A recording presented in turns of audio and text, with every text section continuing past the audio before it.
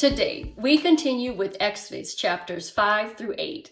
I will read key passages and I encourage you to read the full chapters on your own. The full reading reference is provided for you below.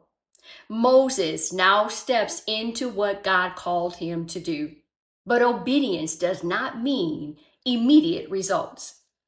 Exodus 5 and 1, Moses and Aaron go to Pharaoh and say, "This is what the Lord, the God of Israel says, let my people go." This is the first direct confrontation. God speaks, but Pharaoh resists. Exodus 5 and 2, Pharaoh responds, "Who is the Lord that I should obey him? I do not know the Lord." This is not just defiance, it is ignorance mixed with pride.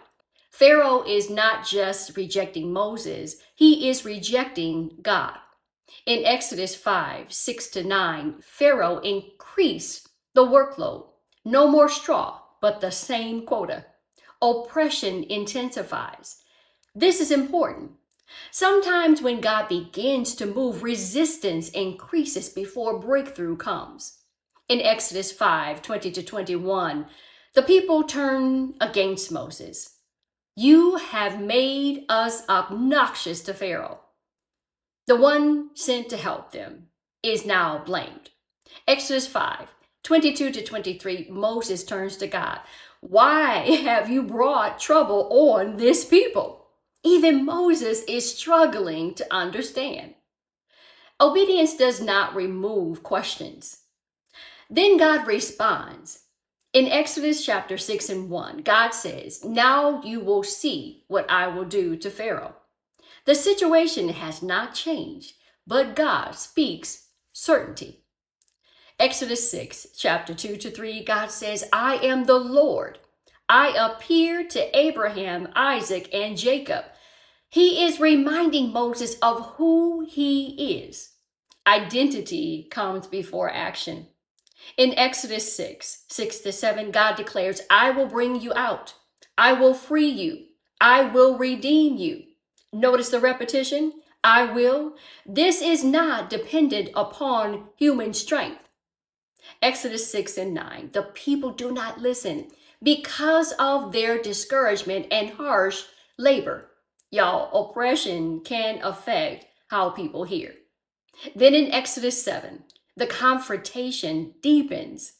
In Exodus 7, 1 to 2, God says, "I have made you like God to Pharaoh." Moses will speak. Aaron will act. In Exodus 7 and 3, God says something difficult. "I will harden Pharaoh's heart." This shows something deeper. Pharaoh is already resistant, and God allows that resistance to fully reveal itself. Exodus 7, 10 to 12, Aaron's staff becomes a serpent, but the Egyptian magicians do the same. There is limitation, but not equally. Exodus 7 and 12, Aaron's staff swallowed up their staffs. God's power is greater. Exodus 7, 14 to 24, the Nile turns to blood. The source of life becomes unusable. But Pharaoh's heart remains hard. Then in Exodus 8, the plagues continue. Exodus 8, 1 to 6, frogs cover the land. Everything is affected. In Exodus 8 and verse 8, Pharaoh asks Moses to pray. Pray to the Lord to take away the frogs. He wants relief, but not surrender. Exodus 8, 10 to 11, Moses prays and the frogs die. But in Exodus 8 and 15, when Pharaoh saw that there was relief, he hardened his heart. Temporary relief does not always lead to lasting change. In Exodus 8, 16 to 19, gnats come from the dust. The magicians try, but cannot replicate this. Exodus 8 and 19, they say, "This is the finger of God." Even they recognize something different. But Pharaoh still refuses. Exodus 8, 20 to 24, flies fill Egypt. but not Goshen. God begins to make a distinction. His people are set apart. Exodus 8:25-28, Pharaoh tries to negotiate. He offers partial obedience, but partial obedience is not obedience. Exodus 8:29-32, relief comes again, but Pharaoh hardens his heart again. This cycle continues. Now, what do these chapters show? Obedience can be met with resistance. Exodus 5:2. Oppression may intensify before deliverance. Exodus 6:5-6-9. God's promises are rooted in who he is. Exodus 6:2-3. God's power is greater than imitation. Exodus 7:12. Temporary relief does not equal true change. Exodus 8:15. God makes a distinction between his people and others. Exodus 8:22. And partial obedience is not enough. Exodus 8:25. Now let's connect all of this across scripture.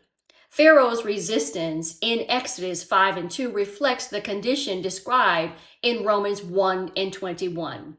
God's I will promises in Exodus 6:6 connect to 2 Corinthians 1:20. God's power over false power connects to Colossians 2:15.